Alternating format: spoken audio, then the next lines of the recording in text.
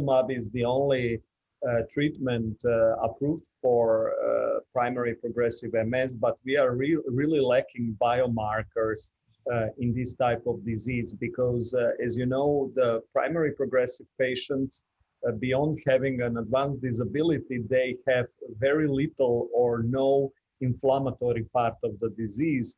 And so the usual winners in clinical trials with anti-inflammatory treatments like, contrast enhancing lesions or T2 new and enlarging lesions are not as important because really the patients do not develop many of them, as mostly the type of immunity has changed in this type of disease, and therefore we need to find biomarkers that are more reflective of disease progression, especially in that type of the disease. So a couple of years ago, we embarked on invention of a new biomarker in MS, which is called atrophied lesion volume.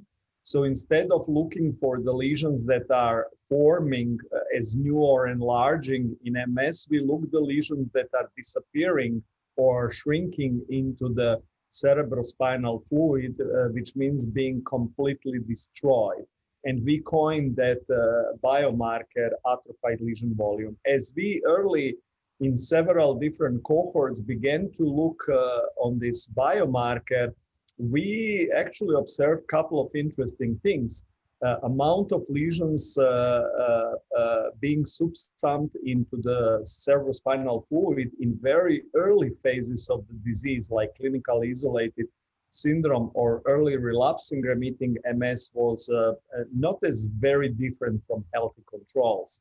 However, as the patients were moving toward the progressive stages, when you see, and with longer disease duration, we saw more and more of the lesions actually disappearing into the CSF.